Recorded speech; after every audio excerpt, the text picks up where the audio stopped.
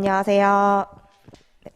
네, 감정평가 실무 개념 체계 및 공부 방법론을 맡게 된 최시은 평가사입니다. 네, 먼저 양해의 말씀을 구해야 될 것 같은 게 제가 조금 목소리가 살짝 안 좋은데 코로나는 아니니까 걱정 마시고요. 네, 오늘 강의 시작하도록 하겠습니다.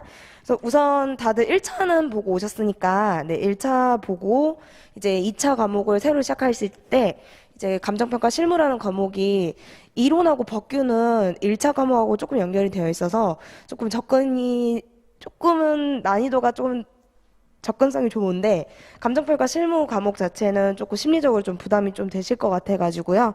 우선 간단하게 실무에 대해서 조금 설명을 드릴게요. 이거 어제도 제가 설명할 때 조금 드렸던 건데 저희가 이제 부동산을 다루는 직업이니까요. 부동산스럽게 설명을 드리자면은 기본 내용은 이제 토지가 되는 거고요. 그다음에 이 토지 위에 부동산을 세울 때 올라가는 이 주 구조가 목차, 즉 논리가 되는 거고요. 그래서 이 아이들을 다 외형을 갖춘 답안으로 작성을 하는 게 이제 답안 작성 스킬이 필요하시고 이걸 통해서 이제 부동산이 완성되게 됩니다. 그래서 최근에 이제 실무 과목은 일단 간단히 설명드리자면은 감정평가서 중에서 의견서를 100분 안에 작성하는 과목이고요. 그리고 다른 두 과목에 비해서는 꽈락률이 60%, 70%대로 조금 많이 높은 편이고요. 그래서 매해 실무 꽈락률이 올해 몇 프로였대라는 게 항상 이슈가 돼요.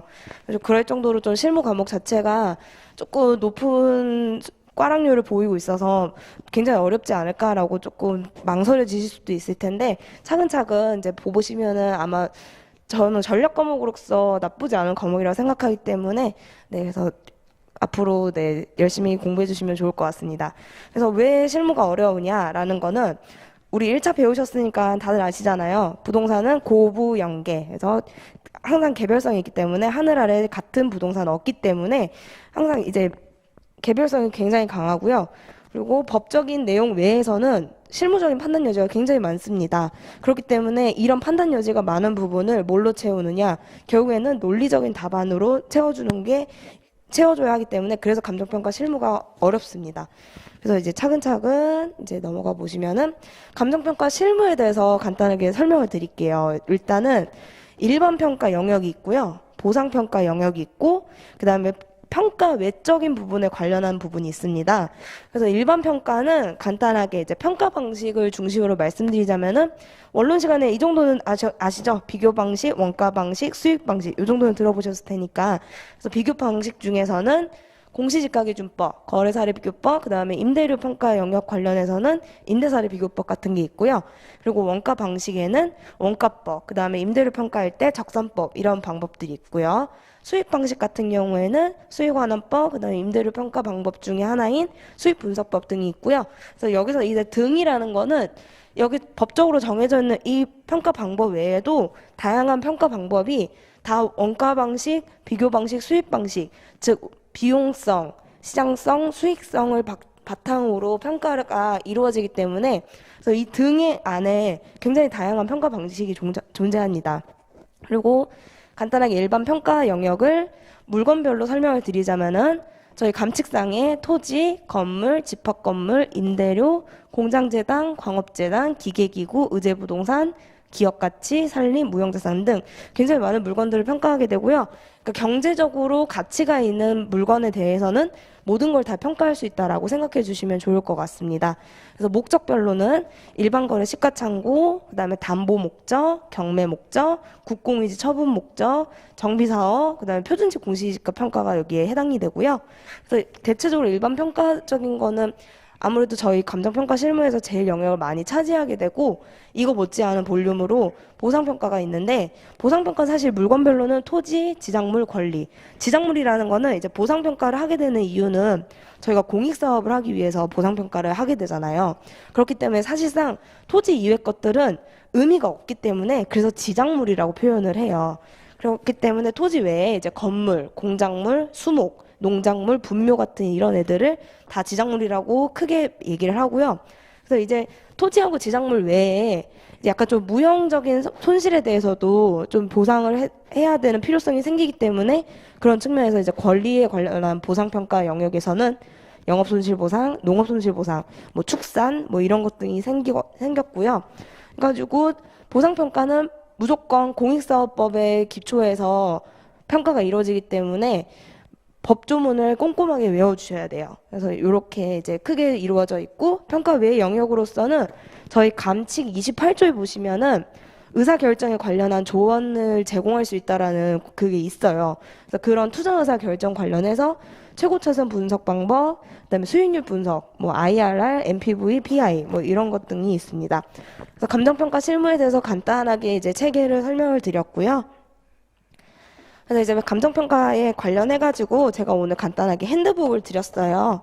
그래서 내용을 봐주시면은 일단 제가 오늘 드린 게 크게 세 종류인데, 하나는 이제 제일 중요한 감정평가에 관한 규칙에 관련한 법조문을 좀 정리를 해드렸고요. 그다음에 저희 작년에 시험 봤던 감정평가 실무 과목 중에 문제 1번이 상대적으로 좀 평이했어요. 근데 그럼에도 불구하고 아까 보셨다시피 과락률이 75%거든요. 그럴 정도로 이제 문제 1번 정도는 그 이제 상담을 하다 보면은 1년차이셨던 분들도 들어가셔가지고 무난히 푸실 수는 있었지만, 이제 뒤에 아무래도 2번, 3번, 4번에서 뭔가 좀 더 어려운 부분이 있었기 때문에 그래도 일단은 좀 어렵긴 했지만, 그래서 문제 1번 정도는 그래도 오늘 오신 분들한테 간단하게 좀 보여드릴 수 있을 것 같아가지고요. 그래서 준비를 해드렸고, 그거에 맞춰서 제가 요즘 기출특강을 하거든요. 그래서 그 기출특강에서 자료로 제공했었던 문제 1번에 해당되는 예시답안을 같이 준비했습니다. 그리고 오늘 감정평가의 실무에 대해서 전반적인 체계를 좀 설명을 드리려고 이 PPT 내용을 좀 더 자세하게 담은 핸드북 같은 거를 조금 준비를 했어요. 그래서 요걸 토대로 아마 기본서가 있으시면은 이 내용이 기본서에서 다 나온 걸 아실 수는 있는데, 그래도 조금 오늘은 실무에 대해서 어떤 과목이다라는 거를 좀 첫인상을 좀 좋게 하고자 제가 조금 더 간추려가지고 중요한 것들만 좀 감칙 위주로 해가지고 좀 정리를 해봤습니다. 그래서 감칙을 보시면요. 우선 제가 오늘 나눠드린 감칙 프린트 보실게요. 그래서 감칙을 보시면 우선 모든 법조문이 그렇듯이 1조는 목적이고요. 2조는 정의에 관련한 내용이고, 3조는 평가 법인 등의 의무, 그러니까 저희 같은 이제 평가사들, 평가 법인들의 의무 사항이 적혀 있고요. 그다음에 4조에는 이 법에 관련한 적용 범위, 그다음에 5조부터 7조까지는 저희 감정평가의 가장 주된 3대 원칙인 시장가치 기준, 현황 기준, 개별 물건 기준 원칙이 기재되어 있고요. 그다음에 8조, 9조, 10조에는 감정평가의 절차에 관련한 내용들이 좀 더 자세히 적혀 있습니다. 그리고 평가 방식에는 아까 저희 물건 그 평가 방식 관련해서 비교 방식, 원가 방식, 수익 방식이 있다고 했죠? 그래서 그걸 관련한 내용도 여기 기재되어 있고요. 그다음 12조에는 감정평가 방법 및 적용 및 시장가액 조정이 규정되어 있습니다. 그리고 13조와 13조의 2는 이제 평가서에 관련한 내용이라서 수험생분들한테는 조금 연관성이 조금은 낮을 것 같고요. 그 다음에 14조부터 25조까지는 각 물건에 대한 주된 평가 방법을 규정한 내용들이 적혀져 있고요. 그 다음에 26조에는 그 밖의 물건이라고 해서 이제 상기 조문에서 규정하고 있지 않은 뭔가 물건에 대해서는 평가할 경우에는 어떤 거를 이제 준용해서 적용하는지에 대해서 간단하게 문구 처리되어 있고요. 그다음에 27조에는 조언 정보 등의 제공. 제가 아까 잘못 말씀드렸네요. 그 의사결정 관련한 부분에서 기초한 내용은 27조입니다.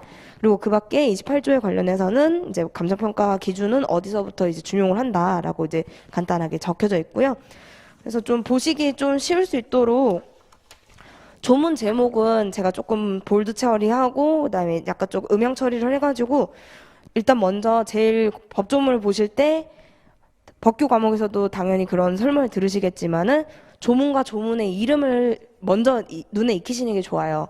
왜냐면은 이게 법을 이렇게 만드시는 거는 다 조문마다 순서가 다 정해져 다 의미가 있는 거라서, 그래서 이런 조문과 조문 이름에 대해서 먼저 익숙해지신 다음에 디테일하게 내용을 꼼꼼하게 암기해 주시면은 얘네들이 다 유기적으로 이제 정리가 되면서 나중에 어떤 순간이 오더라도 시험장에서 몇 조 밑에 뭐가 있었고 몇 조에 그런 내용이 있었는데 라는 식으로 이게 꼬리에 꼬리를 물어가지고 내용들이 정리가 차근차근 되거든요. 그래서 그런 식으로 좀 정리해 주시면 좋을 것 같고요. 그래서 제일 중요한 2조의 정의는 꼭 두 문자 따서라도 암기를 꼭 해주세요. 그래가지고 이거는 저도 수험생 때 이거는 이제 집 오갈 때마다 두 문자 따가지고 항상 외우고, 그다음에 아예 이제 깜지로 이제 그 백지에다가 이렇게 쓰는 연습도 한 번씩 해보고요. 그래서 저희가 이론이나 어떤 과목에서도 정의를 정확하게 쓰는 거는 항상 중요하기 때문에 그래서 이런 정의를 꼭 정확하게 암기를 해주시고요. 가능하다면 진짜 조문 그 어미까지도 꼭 외워주시길 부탁드리겠습니다. 그리고 이제 차근차근 이제 보시면은 평가 절차에 관련해서 먼저 보겠습니다. 제 8조에 관련한 내용이고요. 이에 관련해서 조금 더 자세한 내용은 핸드북을 보시면 좋을 것 같습니다. 그래서 감정평가의 기초에 관련해서 그다음에 이제 감칙 조문을 외우실 때 제일 좋은 게 두 문자를 따시는 거예요. 그래서 이제 보시면은 기본적 사항의 확정, 처리 계획 수립, 대상 물건 확인, 자료 수집 및 정리, 자료 검토 및 가치 형성 요인의 분석, 감정평가 방법의 선정 및 적용, 감정평가액의 결정 및 표시 이런 내용을 간단하게 외우려면은 보통 기처 대자자 평평 이렇게 외우거든요. 그래서 지금 보시면은 외우셔야 되는 두 문자에 대해서는 조금 더 크기를 좀 다르게 해서 드렸으니까 같이 이제 표시해 주시면서 암기해 주시면 좋을 것 같습니다. 그래서 저희가 이제 평가를 진행을 할 때 기본적 사항 확정이라는 거에 관련해서는 이제 제 9조에 이제 규정이 되어 있고요. 9조에 보시면은 의뢰를 받았을 때 의뢰인과 협의하여 해당 내용을 확정해야 된다. 그래서 이것도 이제 목차 두 문자를 따서 의대, 목기, 조기, 전수. 그러니까 보통은 여기 의대, 목기, 조기 정도까지는 외우시고 이제 전수 이 부분은 조금 약간 당장 평가 공부하고는 상관이 없지만 그래도 저는 한번 법을 외울 때 제대로 암기하는 게 좋다고 생각하기 때문에 기왕이면은 의대, 목기, 조기, 전수 이렇게 해가지고 딱 8글자를 외워주시면 좋을 것 같습니다. 그래서 이런 부분을 이제 확정을 해주셔야 되는데 그 기본적 사항에 관련해서 설명을 드리자면은 의뢰인은 평가를 의뢰하시는 분들이고요. 보통은 이제 뭐 일반 거래 평가 같은 경우에는 뭐 법인, 뭐 개인이 따로 의뢰하시기도 하고요. 담보 평가를 하는 경우에는 은행에서도 많이 하시고 경매를 진행하게 될 때는 법원이 저희 의뢰인이 되는 거고요. 그리고 국공유지 같은 경우에는 이제 국공유지에 해당되는 토지의 소유 기관인 뭐 국가나 그다음에 구청 뭐 요런 데가 이제 저희 의뢰인이 되는 거고요. 대상 물건은 저희 이제 토지를 평가할 건지, 그다음에 토지하고 건물을 같이 평가할 건지, 아니면 아파트 같은 그런 구분 소유 건물을 평가할 건지, 뭐 이런 것 등등에 관련한 물건에 관련한 내용이고요. 평가 목적. 저희 아까 목적별로도 평가 방법이 있었잖아요. 일반 거래 목적인지, 담보 평가인지, 경매 평가인지, 뭐 이런 것 등등을 이제 확정을 해주셔야 되고요. 기준 시점은 저희 감칙 여기 2조에 보시면은 기준 시점에 대하여 가격 조사를 완료한 날짜로 한다. 다만 기준 시점을 미리 정하였을 때는 그 날짜에 가격 조사가 가능한 경우에만 기준 시점을 할 수 있다라고 되어 있어서 원칙은 가격 조사를 완료한 날짜지만 별도로 의뢰인이 요청을 하는 경우에는 그 해당되는 날짜가 지금 현 시점에서 조사 가능한 시점이다라고 판단이 된다면은 그 시점을 기준 시점을 하실 수 있습니다. 그래서 예를 들어서 이제 기준 시점 관련해가지고 의뢰인이 요청하는 경우가 상속 관련한 게 조금 이슈가 있어요. 그래서 상속 개시일 관련해가지고 그 평가를 받는 의미가 있기 때문에 좀 기준 시점을 특별히 언제로 해달라라는 거 이제 저희가 의뢰를 받을 때가 많고요. 그다음에 감정평가 조건이라는 거는 이제 뒤에서도 좀 더 자세히 나오겠지만 지금 현재 대상 물건의 현황이 아니라 조금 다른 조건을 부과해서 이런 경우일 때 이런 것을 전제로 할 때 이 금액은 이 대상 물건은 얼마일까요? 라는 거를 의뢰를 받을 때 이제 그런 조건이 부과가 될 때를 이제 감정평가 조건을 또 확정을 해주셔야 되고요. 그다음에 기준 가치는 저희 제5조에 아까 시장가치 기준 원칙이 있었잖아요. 그래서 그 관련해서 보통은 이제 시장가치겠지만 이제 또 평가 과정상 시장가치 외의 가치로서 뭐 공정가치로 평가해야 될지, 그다음에 뭐 적정 가격으로 평가를 해야 될지, 뭐 이런 것 등등이 여기에 해당이 되고요. 그다음에 이제 관련 전문가에 대한 자무 또는 용역이라는 거는 저희가 평가사가 모든 평가를 다 할 수 있는 건 한계가 있기 때문에 예를 들어서 좀 전문적인 영역이 좀 필요할 때도 있어요. 그래서 특별히 제일 많이 활용하는 거는 어업권 관련한 평가할 때는 조금 관련한 전문 기관에 용역을 조금 부탁하기도 하고요. 그런 거에 관련해서도 의뢰인하고 먼저 상의를 해주셔야 되고요. 그다음에 수수료 및 실비에 관한 것도 이건 진짜 조금 많이 업계적인 얘기인데 실무적인 얘기지만 이제 수수료 요율이나 그다음에 실비는 뭐 어떻게 청구할 것인가, 뭐 어디까지 청구할 것인가, 뭐 이런 거에 관련한 사항도 의뢰인하고 먼저 협의를 해주셔야 되고요. 그래서 이제 구조 2항에 보시면은 기준점에 관련한 내용도 나와 있고요. 그다음에 3항에서도 필요한 경우 관련 전문가에 대한 자문 등을 거쳐서 평가할 수 있다. 저희 아까 7항하고도 연결되어 있는 내용입니다. 그래서 이렇게 봐주시면 될 것 같고요. 그래서 이런 부분들도 두 문자 따서 꼭 같이 외워주시고요. 그렇게 해가지고 저희 지금 2페이지 보시면은 처리 계획을 수립을 합니다. 그 저희 앞쪽 보시면은 기본적 사항 확정했죠. 그 다음에 처리 계획을 수립한다는 거는 이제 조사 일정을 어떻게 할 건지, 그 다음에 실사는 언제 갈 거고, 미리 가기 전에는 어떤 걸 조사해야 될지, 그 다음에 갔다 오고 나서는 평가서에 어떤 내용을 기재할지, 이런 것 등등을 이제 계획을 수립하고요. 그 다음에 대상 물건 확인에 관련한 거는 10조하고 연결되어 있어서, 잠시만요. 네.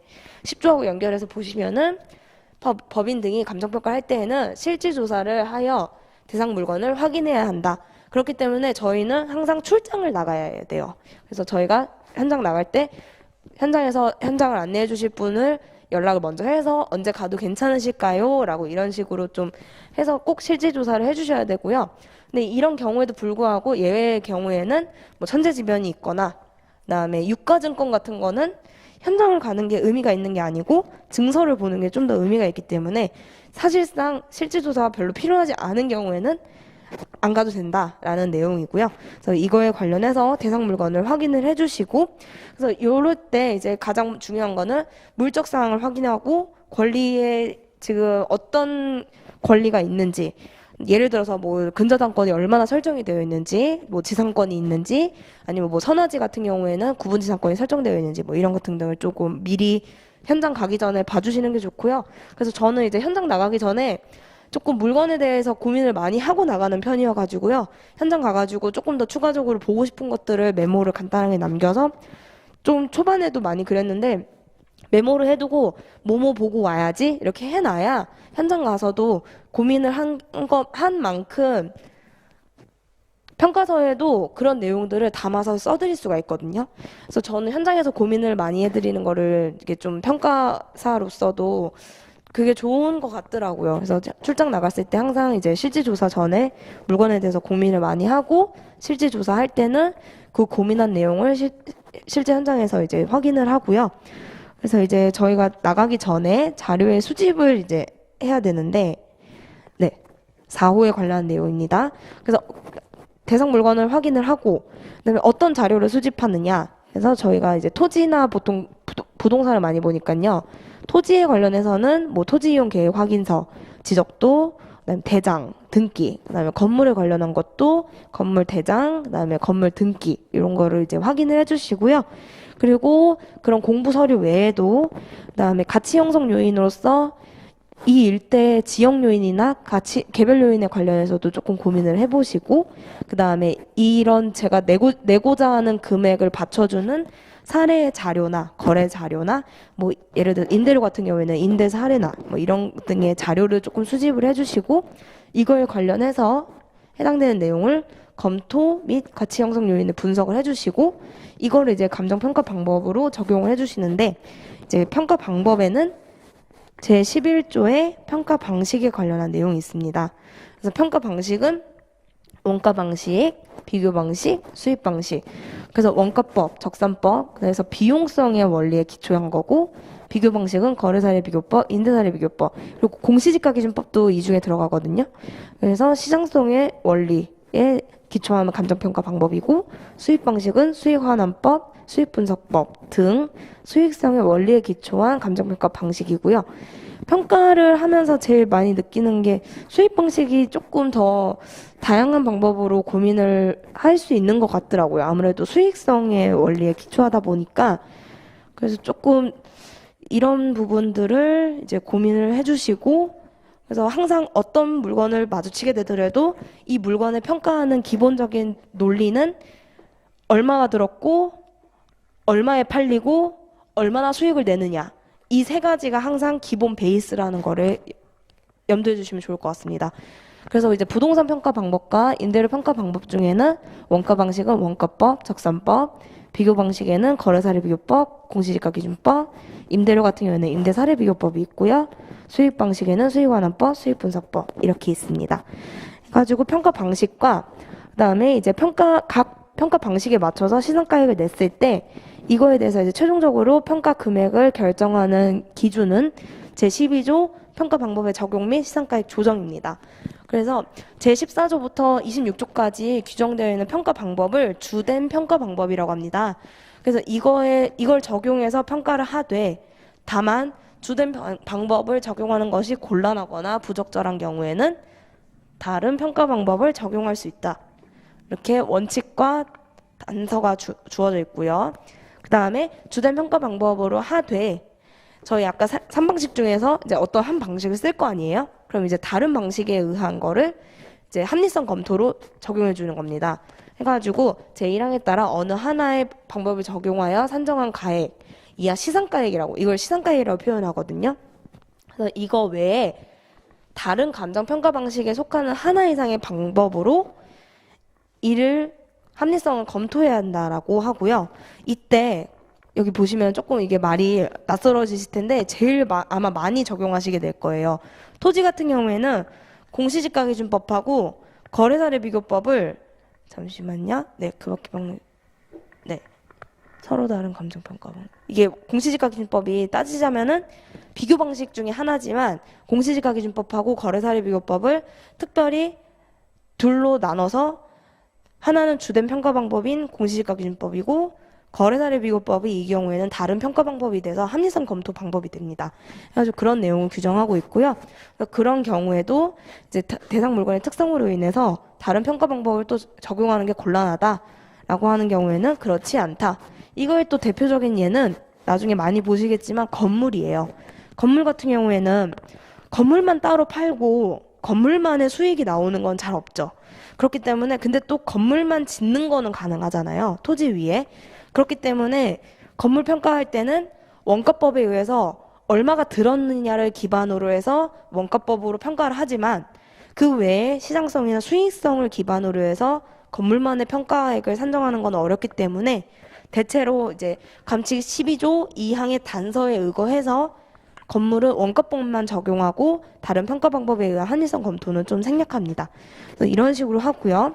그 다음에 이제 각 평가 방법에 의해서 결정한 거를 이제 최종적으로 평가 금액을 딱 결정해 주셔야 되잖아요. 그래서 그거에 대해서 이제 합리성이 없다고 판단이 된다. 그러니까 예를 들어 주된 평가 방법에 의한 금액이 합리성이 없다라고 한다면은 다른 평가 방법에 의한 금액과 이거를 시장가액 조정을 하여서 결정할 수 있다.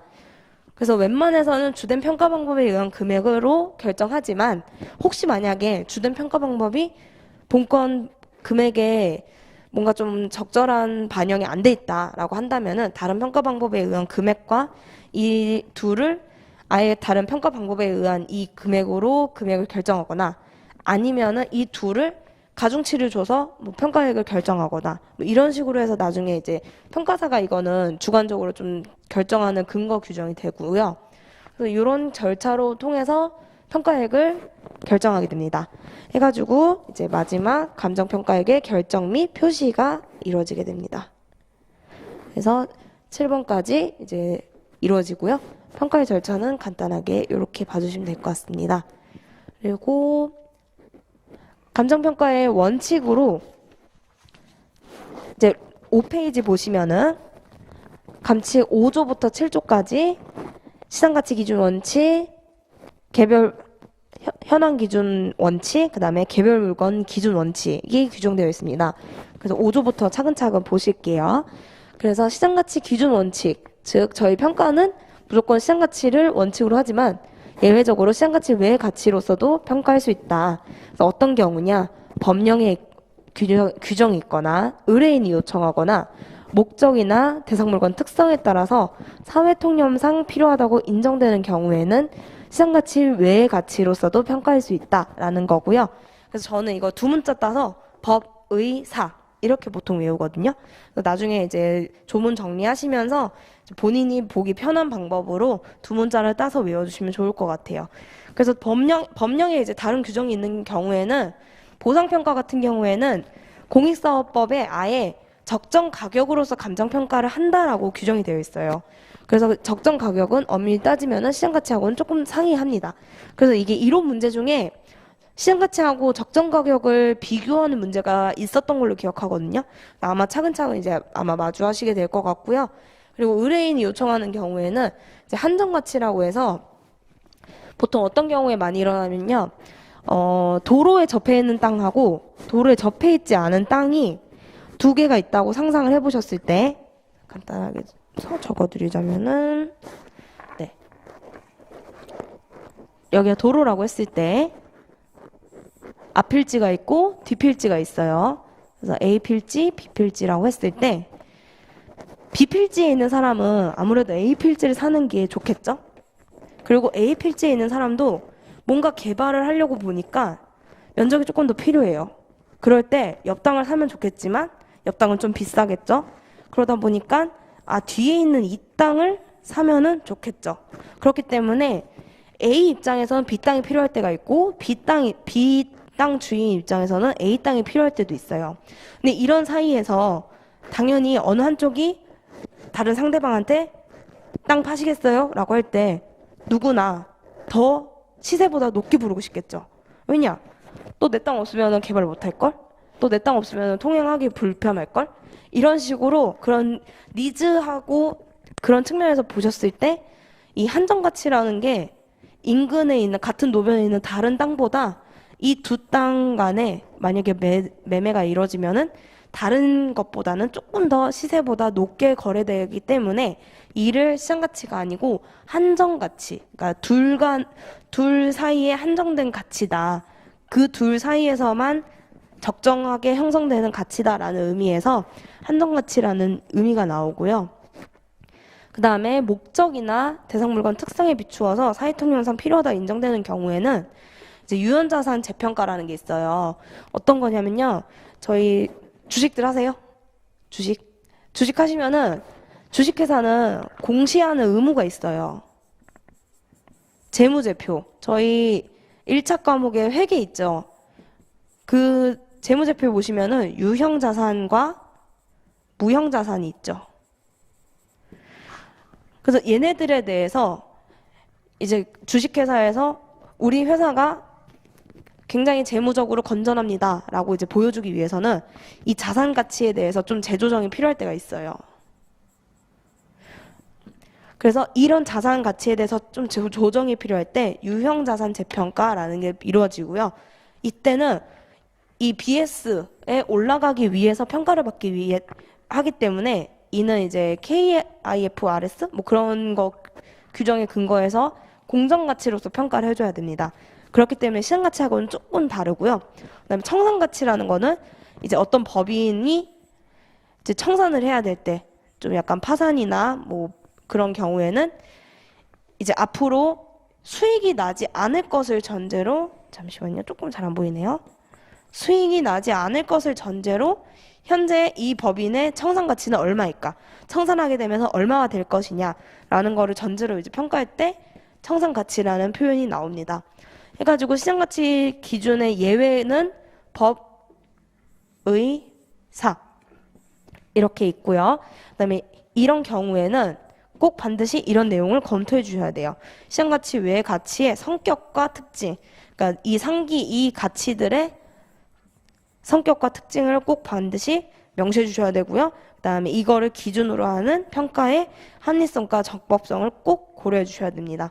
그래서 이런 내용들을 간단하게 검토하고 저희가 평가하면서 제일 많이 마주하는 거는 아무래도 보상평가할 때 하고 유형자산 재평가할 때예요. 그래서 이럴 때는 이제 이런 성격과 특징, 그다음에 합리성, 적법성 이런 거에 대해서 검토해 주시고 꼭 반드시 의견서에 기재해 주셔야 됩니다.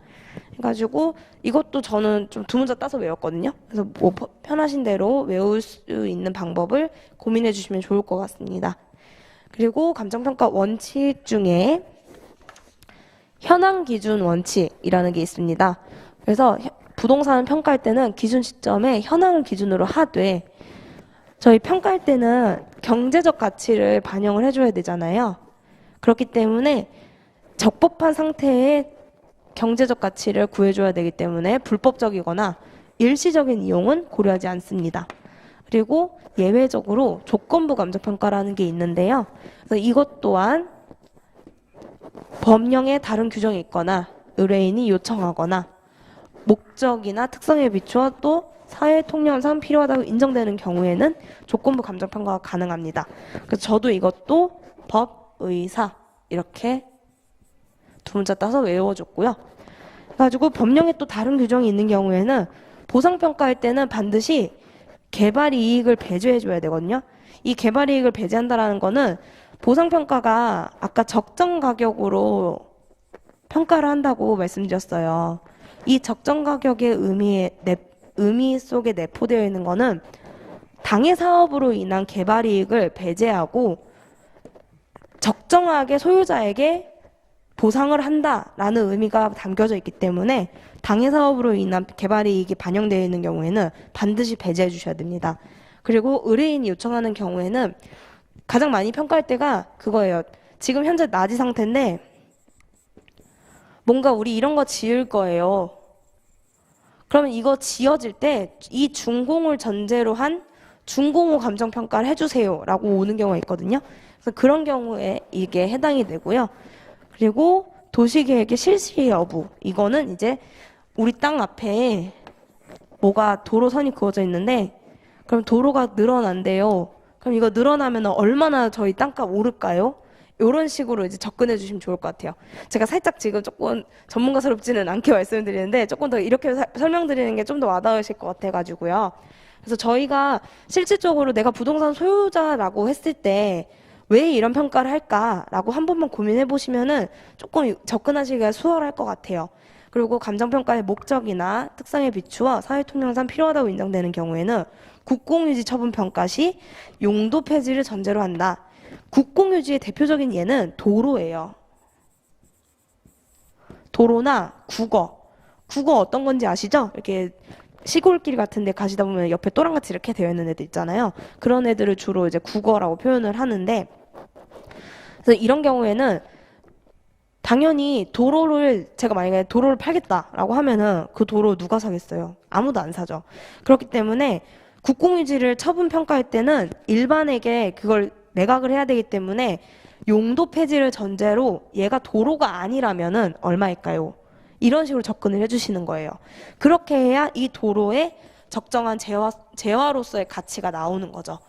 그렇기 때문에 용도 폐지를 전제로 한다라는 거는 이제 도로 평가를 많이 이렇게 해주시고요.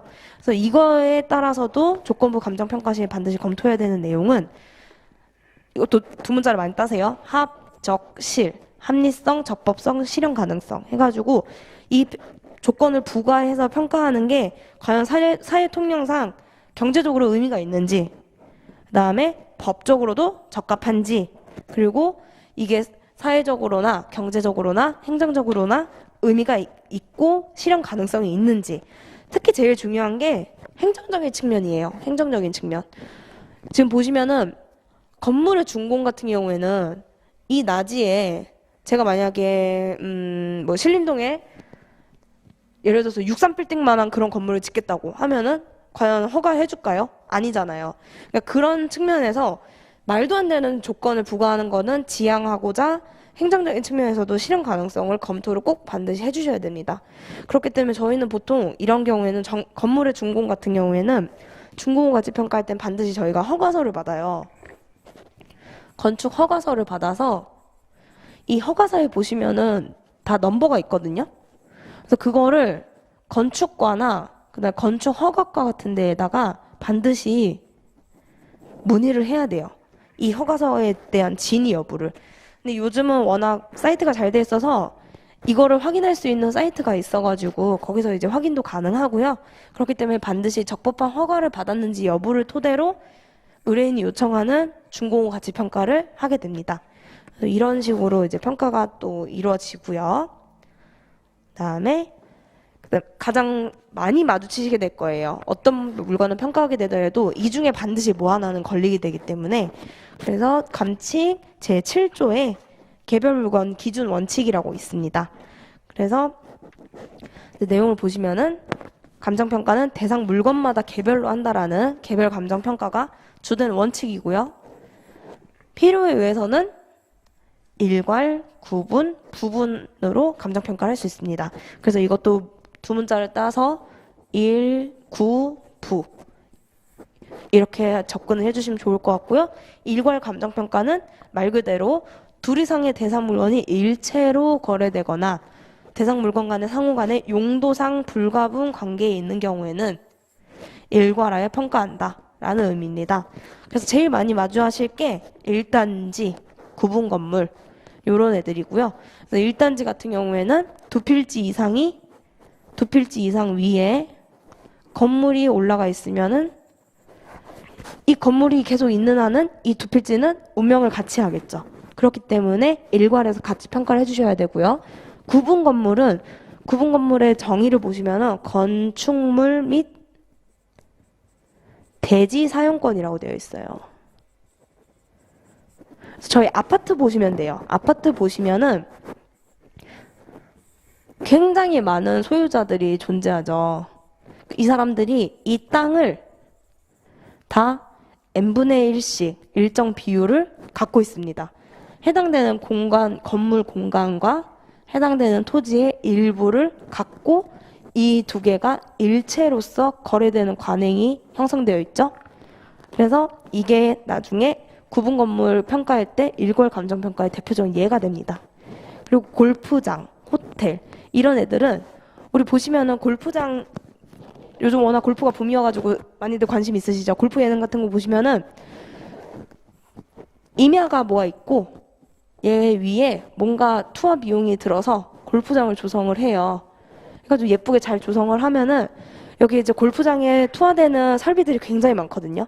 그래서 그런 애들을 화채됐다라고 표현을 해요. 그래서 이 토지에 이미 화채돼서 이 골프장으로서의 경제적인 가치를 표현할 때는 이 땅만 표현하는 게 그러니까 땅만 평가하는 게 아니라 이 땅과 골프장을 조성하는데 투하된 이런 설비들이 이미 화채가 되어 있기 때문에 이미 한 몸 같다라는 취지에서 골프장 평가할 때도 일괄해서 감정 평가하고요. 그다음에 호텔 같은 경우에도 호텔 보시면은 토지하고 건물하고 이렇게 있는데 얘네가 토지 따로 건물 따로로만 본다면은 일체로서의 가치에는 미달하게 됩니다. 약간 조금 이게 나중에 조금 더 공부를 하시다 보면 아시게 될 거예요. 그래서 호텔도 대표적인 일괄 감정평가의 예가 되고요.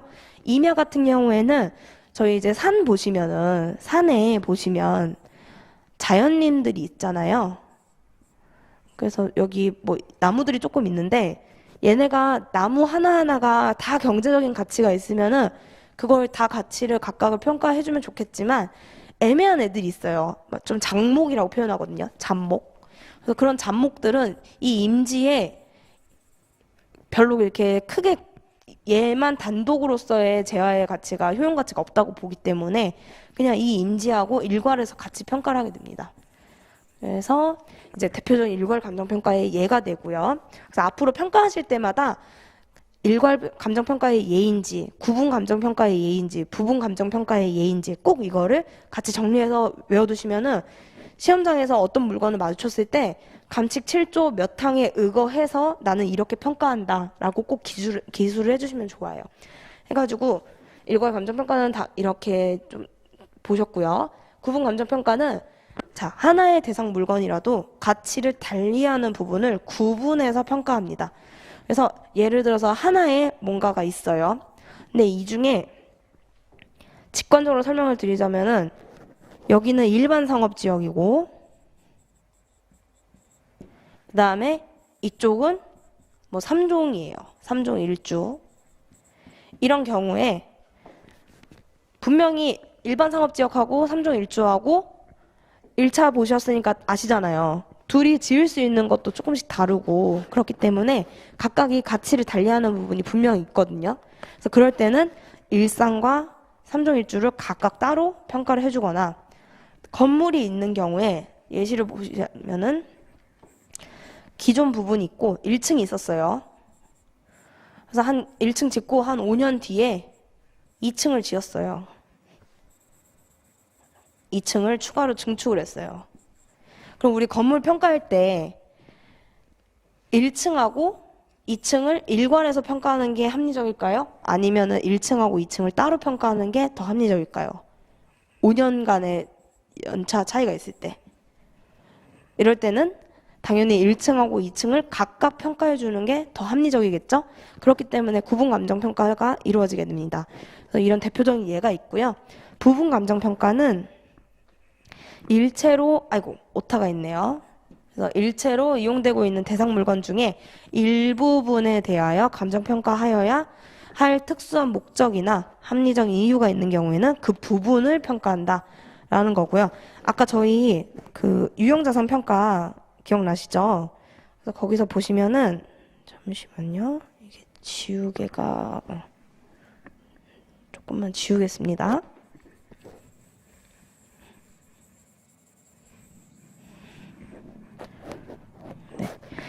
그래서 유형자산 재평가를 할 때, 잠시만요. 네. 저희가, 토지하고 건물이 있어요. 이런 경우에 BS상에 이게 유형자산 항목을 재조정을 하기 위해서 유형자산 재평가를 한다고 아까 설명을 드렸죠. 그래서 그런 경우에 이 건물은 조금 회계 처리가 좀 상이한가 보더라고요. 그래서 건물은 그냥 매년 그냥 감가상각을 하고 토지만 평가해달라고 의뢰되는 경우가 많거든요. 그래서 이런 경우에는 토지에 대해서만 유형자산 재평가가 이루어지게 되면서 그때는 토지랑 건물이 분명히 건물이 위에 있음에도 불구하고 건물이 없는 걸 전제로 낮은 상태로 평가를 하게 됩니다. 그런 경우가 바로 이 부분에 해당이 되고요. 그래서 구분 평가하고 부분 평가를 말씀드리자면은 구분 평가는 한 물건 중에 가치가 다른 게 두 개가 있는 거고요. 그 둘 이상의 가치가 있는 거고요. 부분 감정 평가는 하나 안에 일부만 평가하게 되는 겁니다. 그래서 두 개가 조금 다르다는 거를 염두해 주시고요. 그래서 이렇게 해서 감정평가의 원칙은 크게 세 개가 있습니다. 그래서 조금만 쉬었다가 할까요? 네.